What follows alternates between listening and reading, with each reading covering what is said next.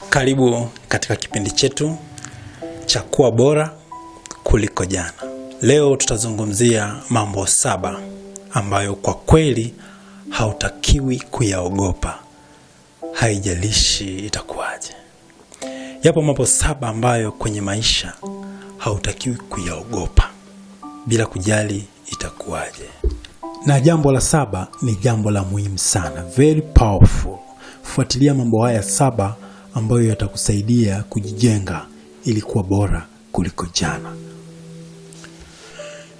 Jambo la kwanza, usiogope kuanza kidogo. Usiogope. Unapotaka kufanya jambo, usiogope kuanza kwa udogo. Kama utaendelea kuogopa kuanza kidogo, hautaanza kabisa. Jipe moyo, jitie nguvu, anza hata kwa namna ya kidogo. Watu wengi sana ndoto zao huwa zinakufa kwa sababu wanaogopa kuanza kidogo. Wanaogopa kuanza kwa hali ya duni. Wanaogopa kuanza kama vile sio wazoefu. Wanaogopa kuanza kama vile hawana mtaji. Wanaogopa kuanza kama vile hawana experience. Okay. Katika maisha usiogope kuanza kidogo. Hii itakusaidia sana kufanya mambo makubwa. Yeyote anayefanya mambo makubwa alianza kidogo. Laiti kama ingekuwa tukizaliwa tu tunakuwa tunajua kila kitu. Tunaweza kutembea, tunaweza kuongea, tunaweza kuimba, tunaweza kufanya kila kitu, basi ingekuwa haina maana ya kuishi. Jambo la pili, usiogope kushindwa. Usije ukaogopa kufanya jambo kwa sababu unaogopa kushindwa. Kushindwa ni sehemu kabisa ya mchakato wa kufanikiwa. Na lolote unalolifanya, kuna namna ya kwanza utashindwa. Na kule kushindwa kunaonyesha kabisa kwamba ndio ulikuwa unaanza. Ni kama tu mtoto mdogo ambaye anaanza kutembea. Haiwezekani tu leo akatembea. Anaanza kwanza, anasimama, anaanguka.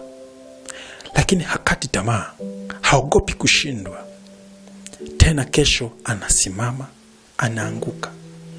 Anajifunza, kumbe nikisimama natakiwa nisimame imara, nisianguke. Mwisho wa siku ule uendelevu unamsaidia mtoto kuweza kutembea, kuweza kukimbia.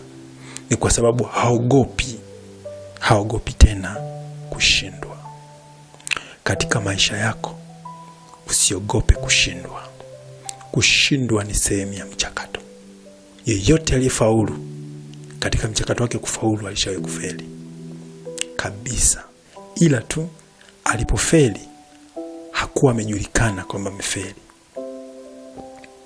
Ila siku aliyofanikiwa yamkini alitangazwa kabisa kwenye vyombo vya habari au amefanikiwa. Kwa hiyo usiogope kushindwa. Aliyeshindwa kufanya jambo vizuri leo haimaanishi kwamba huyo ameshindwa kesho. Ila kiukweli ni kwamba amepata uzoefu mkubwa sana ambao utamsaidia kesho kushinda. Usiogope kushindwa. Jambo la 3, usiogope kujifunza mambo mapya. Ili uweze kufanikiwa, usiogope kabisa kujifunza jambo jipya. Maisha kila siku yanabadilika. Na kila siku kuna hatua zinapigwa. Kuna updates nyingi sana ambazo zinatokea katika kila kazi, katika kila mchakato, katika kila shughuli. Kwa hiyo ili uweze kufanikiwa vizuri, ni vizuri usiogope kujifunza jambo jipya. Hiyo itakusaidia wewe mwenyewe kujiupgrade mwenyewe, kujiupdate, kujipeleka kwenye level nyingine katika kulifanya jambo. Usiogope kujifunza. Ni moja ya vitu vya msingi sana kati ya vitu ambavyo unatakiwa usiogope. Jambo la 4, usiogope kutembea mbali na hali za hatari. Ni jambo la msingi sana. Usiogope kuondoka kwenye mazingira ambayo ni ya hatari. Usiogope kuondoka kwenye mahusiano ambayo ni hatari. Usiogope kuondoka kwenye mazingira ambayo ni hatari. Eti kisa utakuwa mpweke, au kisa utakuwa peke yako, au kisa utaonekana uko mwenyewe tu. Mafanikio ili uweze kuyafanya na kufanikiwa, ni vizuri usiogope kuondoka kwenye hali yoyote ya hatari. Ukijigundua kwamba uko kwenye mahusiano ambayo ni hatari katika kufanikiwa kwako, usiogope kuondoka. Ukijigundua kabisa uko kwenye mazingira ambayo kwa kweli ni hatari kwa mafanikio yako, usiogope kuondoka. Kule kuogopa kwako kuondoka ndio kutakuchelewesha. Ni vizuri kabisa kwa ujasiri uondoke. Hata kama umezungukwa na marafiki ambao kwa kweli wanakurudisha nyuma, usiogope kuacha waende. Waache waende. Usiogope kutoka kwenye hali ya hatari. Jambo la 5, usiogope kuwa tofauti. Kuna watu ambao wanashindwa kufanikiwa kwa sababu wanaogopa kuwa tofauti. Anaogopa kuwa tofauti na wengine. Anaogopa kufanya mambo tofauti. Kwenye mafanikio kuna namna inatakiwa ufanye kitu tofauti na wengine. Usiogope kutoka na kufanya jambo ambalo ni tofauti na wenzio. Usiogope kujifunza jambo jipya. Usiogope kulifanya kwa utofauti. Usiogope kuchagua tofauti. Usiogope kuwa na nidhamu isiyopendwa na wengine. Usiogope. Hauhitaji kufanana na kila mtu ili kufanikiwa. Hauhitaji kufanya kama kila mtu ili kufanikiwa. Inatakiwa vitu vingine ufanye wewe kama wewe. Fanya tofauti. Kwa sababu kopi ya kwako wewe haipo. Yaani wewe ndo wewe. Na ukiondoka utakuwa umeondoka wewe. Na ukifanikiwa utakuwa umefanikiwa wewe. Kwa hiyo usiogope kuwa tofauti. Usitake kufanana na kila mtu ili ufanikiwe. Vitu vingine fanya mwenyewe. Jambo la 6, usiogope kusema hapana. Usiogope kusema hapana. Kwenye maisha utakutana na request nyingi sana. Kabisa, maombi mengi mno.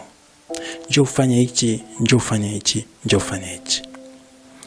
Usipoweza kuwa selective, ukachagua vitu unavyoviweza, mwisho wa siku utakuwa unazurura sana. Mwisho wa siku hautakuwa unafanya kwa ajili yako tena. Utakuwa unafanya pia kwa ajili ya wengine ambao haitakusaidia na wewe. Inabidi ujifunze kuchagua. Jifunze kusema hapana. Na yenyewe ni sehemu ya ukomavu. Ni sehemu ya ujasiri kukataa kitu usichokipenda. Kwa sababu kama utakubalia kila mtu, wewe utakuwa ni nani? Kama utakuwa rafiki wa kila mtu, wewe utakuwa ni nani? Na kama utakuwa unamkubalia kila mtu, wewe utakuwa ni nani? Iko hivi. Katika vitu ambavyo unatakiwa usiogope kwenye maisha, usiogope kusema hapana. Unaweza ukapewa shughuli nyingi za kufanya, basi chagua zingine, sema hapana. Unaweza ukapewa request nyingi, zingine sema hapana. Ni sehemu ya ukomavu. Jambo la 7 ni very powerful. Usiogope kukua polepole. Hii inatukumba sana vijana. Vijana wengi sana tunatamani tukiingia kwenye kazi au tukiingia kwenye shughuli, tukiingia tu tupate faida sawa sawa na mtu aliye kwenye hiyo kazi miaka 7 iliyopita. Mchakato huo unatupelekea kuingia kwenye kupoteza badala ya kupata. Vijana pamoja na watu wengine wote haitakiwi kuogopa kukua polepole. Kukua polepole na yenyewe ni mchakato. Yaani, fikiria wewe ulizaliwa. Mwaka ule ule uliozaliwa ungekuwa mzee, ungejisikiaje? Ndio maana ulizaliwa na Mungu akaweka mchakato wa ukuaji uwe polepole. Yaani ukazaliwa, afu baada ya miezi kadhaa ndio ukaanza kutembea. Tena baada ya miezi kadhaa ndio ukaanza kufanya shughuli nyingine ambazo ulikuwa huwezi kufanya, na ukazidi kukua hatua kwa hatua. Vyote vilikuwa taratibu. Meno yaliota taratibu, nywele zilikuwa taratibu, yaani hata akili ilikuwa taratibu. Hakuna kitu ambacho kilikuwa ghafla.